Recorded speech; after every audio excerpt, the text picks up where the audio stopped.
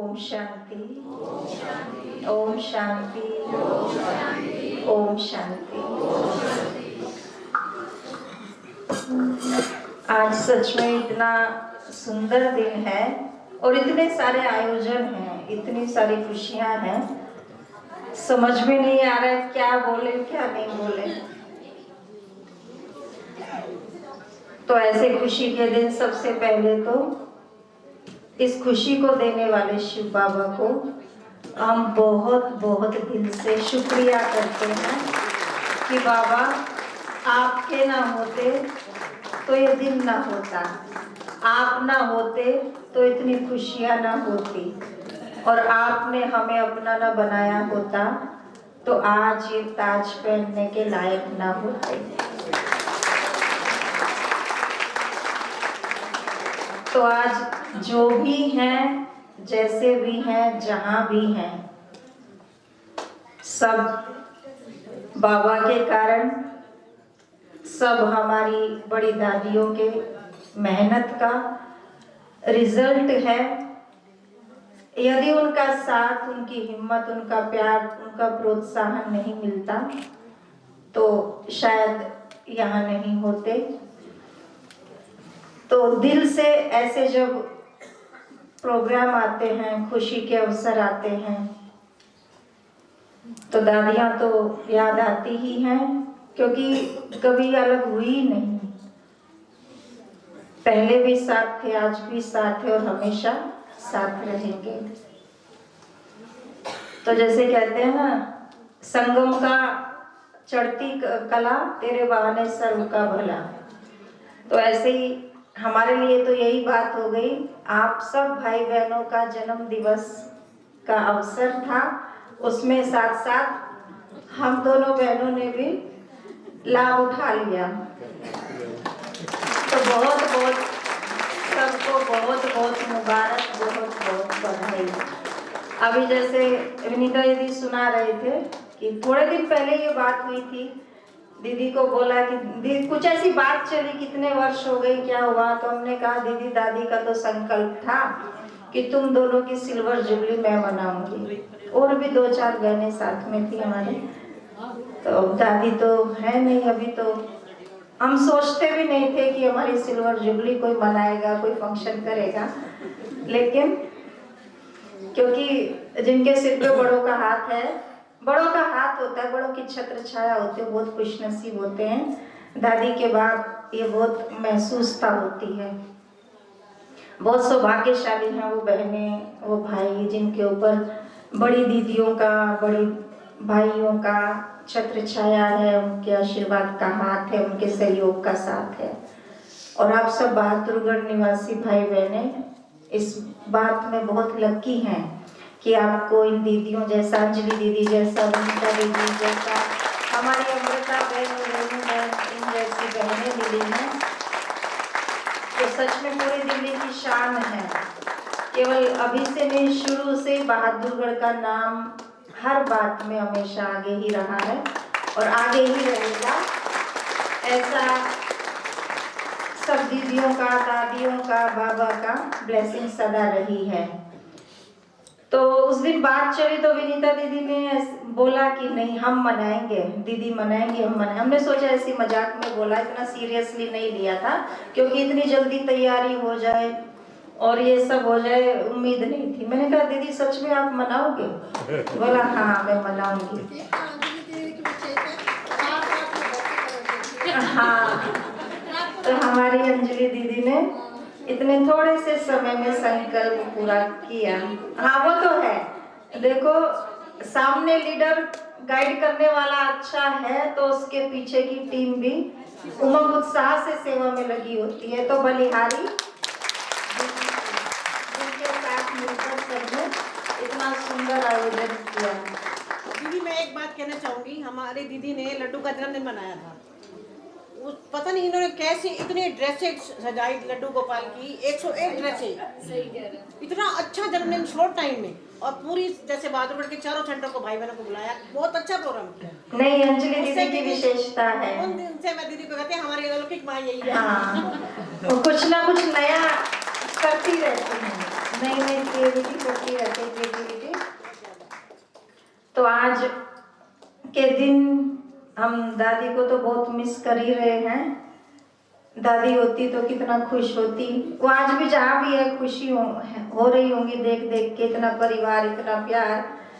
दादी की कमी पूरी की अंजलि दीदी ने। एक क्योंकि बड़े तो सब होते हैं, लेकिन वो फीलिंग, वो भासना सबसे नहीं मिलती, सबसे अपनापन नहीं मिलता। और भले हम दूर रहते, इतना आना जाना नहीं होता। पहले दादी के कारण बहुत नज़दीकी थी, आना जाना होता था, प्रोग्राम में मिलना जुलना होता था। लेकिन शरीर भले दूर हैं, दिल से बहुत नज़दीक है और हमेशा रहे हैं। क्योंकि ये स्थूल चीजें नहीं हैं, मन के भाव एक दूसरे के साथ मैच करते हैं, मन की प्योर फीलिंग्स एक दूसरे के साथ मैच करती है, तो आत्माओं का कनेक्शन टूटता नहीं, वो जुड़ा ही रहता है। तो आज के दिन इस शुभ अवसर पर पुनः आप सब भाई बहनों को मैं बहुत बहुत मुबारक देती हूँ, बधाई देती हूँ। ऐसे तो दादी के साथ के बहुत अनुभव हैं, बहुत बातें हैं, लेकिन समय की सीमा है आज। तो आज खुशियों का दिन है, उमंग उत्साह का दिन है और नाचने गाने का दिन है। लेकिन किसके साथ? बाबा के साथ। बाबा ने कहा घूमो फिरो, खाओ पियो, कुछ भी करो, लेकिन बाबा को साथ लेकर के करो। दादी का कोई वाक्य दादी का सुनाया था क्लास आज भी सुना प्लीज। दादी की बहुत सारी बातें घंटा सवा घंटा सुने।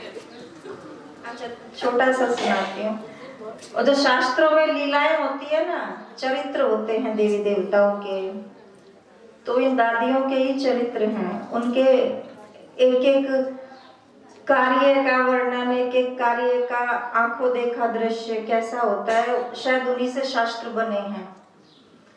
तो अभी कह रहे तो छोटा सा एक सुनाया, काफी बातें सुनाई हुई है, ध्यान नहीं रहता क्या सुनाया क्या नहीं। लेकिन एक दादी जैसे माँ की तरह प्यार करती थी ना, जैसे अभी बताया, हुज्जत रखती थी भाई, जिस पे मैं हुज्जत रखती हूँ उसको बिना कुछ सोचे समझे मैं अधिकार से बोलती हूँ कि तुम ये कर लो, ये कर लो, ये बना के ले आओ, मेरा दिल ये करता है, ये कर लो। तो दादी की भी ऐसे हुज्जत रहती थी दीदी पे, और आशा दीदी पे भी नेचुरली, क्योंकि काफी सेवा में सहयोगी रही थी दीदी दादी के साथ। तो दादी छोटी छोटी चीजें बहुत, दादी को छोटी छोटी चीजें, छोटी छोटी बातें बहुत पसंद आती थी। कोई बच्चे के खिलौने हैं या कोई भी चीज है, छोटी चीजें बहुत अच्छी लगती थी।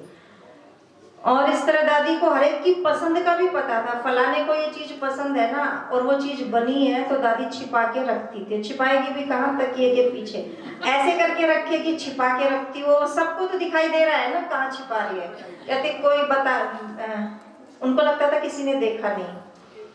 तो एक बार क्या हुआ, आशा दीदी को साग बहुत पसंद है, साग और मक्की की रोटी।